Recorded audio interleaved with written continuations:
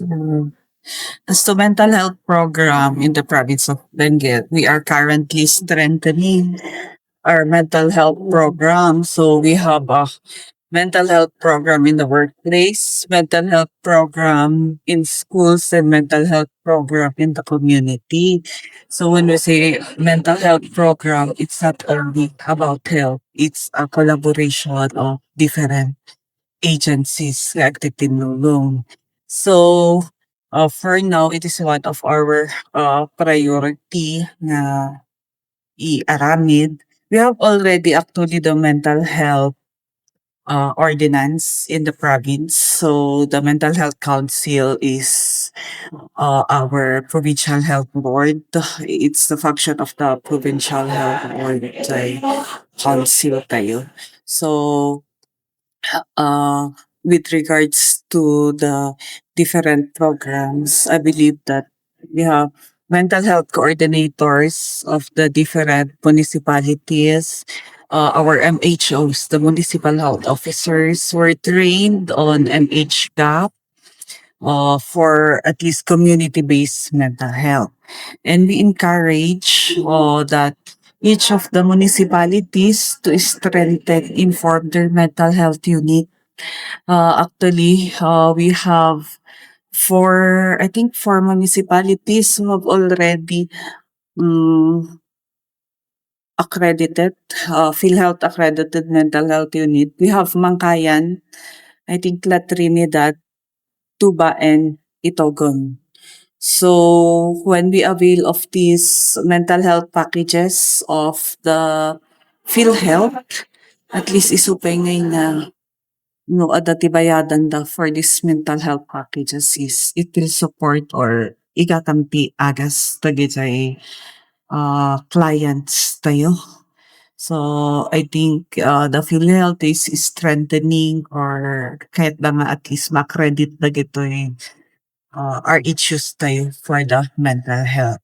Although we have a mental health unit at the provincial office, cannot cater to all our clients in the municipality. So, ngayon nga amin nga maminsan kaming panunutan ko for mental health, psychiatrist, psychologists kasi. So, we have we have trained dagiti health workers tayo. The training dagitoy health workers tayo within the municipalities. So, hopefully, uri man lang screening, identification of the high risk, and also yung sa referral natin.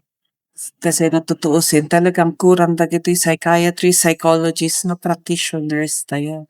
So, the Department of Health is also parang isu ti maysamot lang na mais-strengthen. So, we have the Mental Health Council at the regional level, also at the provincial, and hopefully at the municipal level.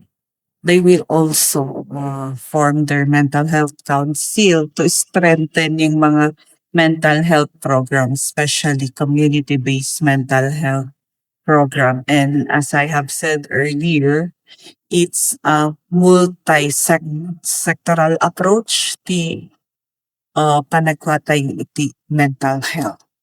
Haan lang nga iti dagitoy health workers mismo. And one of our priorities for now is to parang establish the protocol tayo kuma iti suicide protocol within the province. Hopefully it will be done within this year. And when we establish this one, we need the help of other agencies such as yung mga sa DSWD, sa mga pulis, kapulisan, sa fire, and other partners, mga CSOs natin sa DepEd, mga sa colleges, different agencies to come up with the province-wide parang suicide protocol because as of now, parang ni DepEd, ni CHED, or dagiti colleges tayo and other agencies, they have their own protocol. So baka it's nice na we will converge all this one encampment and parang coordinated day a response tayo ko iti kakastoy nga banag.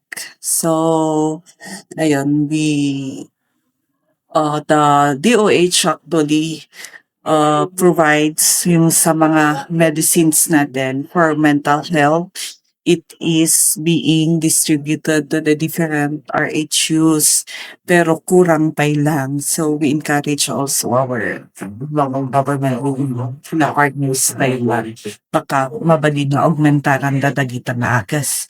So as part of the YAKAP program, nga kakasday, so to give the basic services, we encourage them to ipa-accredit na gid mental health units ta. Ijay, ayan, da isupay nga adati jet reimbursement from PhilHealth kat paggatang tayo ti agas dagiti constituents. In every municipality may train po ba na mental health worker? Yes, meron. Lalo na mga doctors natin, MHCAP trained ang mga yan. May mga nurses din tayong trained. We have psychiatrist at Benguet Chen. We have at PHO, pero part-time lang siya. May psychologist din tayo sa Benguet Chen. We will soon be hiring at provincial health office. Pero yung sabi ko, hindi naman lahat when you say mental health, diretso na ni psychiatrist or psychologist. Kat kurang na talaga. Dun sa referral system natin, we identified what are the available agencies. May mga private NGOs and facilities who can cater sa ating mga referrals if needed. Dati database tayo per municipalities, iti sino dagiti maikikan iti agas. So, yun siguro ang strengthen natin na aside from that, aside sa akitad tayo ti agas, so day monitoring what kakaroon man nga nagpapacheck up. Actually, what ato ti cases tayo because parang everybody is aware. Everybody, more than nga, everybody is accepting nga everyone is vulnerable. Ureda kayo, ureda dakan. Kasi it depends on uh, how we respond on the different stressors. Check ko na tayo, awanti stress-free na parang bag. Everyone is being stressed. Everyone has challenges. So, jay way nga panang handle tayo make us being parang nagiging vulnerable tayo sa mga I believe na everyone is aware na they consider the challenges in life na stress and how they face it is what is kailangan. The support group also is very important. The family, kasay. So, take on them this stereotype sometimes second kim da iti kwa and then maadadagit yung problems that we need to parang ask for help. Nagyarot ko pa natin whatever na kailangan tayong tulong. Siguro we have the support group, especially our family. No, the school, we have our friends, tagay teachers tayo, or guidance counselor. That's why parang kailangan nga maging aware may sakin may sa where to get support, kasi where to get the services, and haan ko mga agpain nga dumawat iti tulong no kailangan para iti bagitay. I would like again to say nga hopefully everyone is aware of the YAKAP program of our PhilHealth na adadagit amin nga RHU tayo. So we have 13 RHUs accredited with YAKAP by PhilHealth, jay YAKAP clinics da. So ag-avail tayo kuma dagiti nga services agpa-enroll tayo ijay nearest nga clinic nga mabalin tayo nga ma-access dagiti services tayo. So, aside from the 13 RHUs dito'y Benguet Chen, adamot ti Yakap Clinic dita, dito'y Provincial Health Office ayan ni adamot dita ijay CHDG.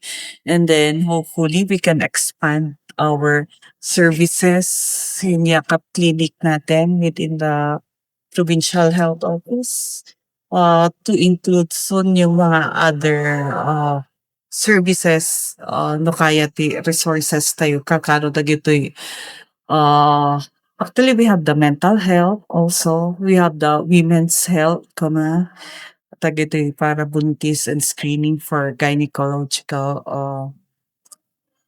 cases and also in the future, other services na kaya nga i-provide daytoy clinic tayo. So, maawi sa amin nga ag-enroll kayo dagiti ada PhilHealth na hopefully adamot ti PhilHealth na amin ag-enroll tayo ijay clinic nga asidag kanya tayo kan accessible na kapkap na kan tayo nga pangalaan dagiti services.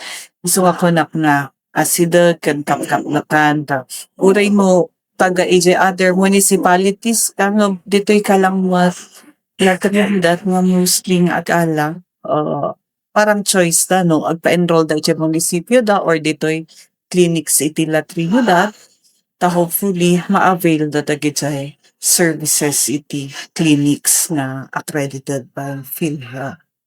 So, jay lang siguro ta sayang ba't dagiti services being given to us.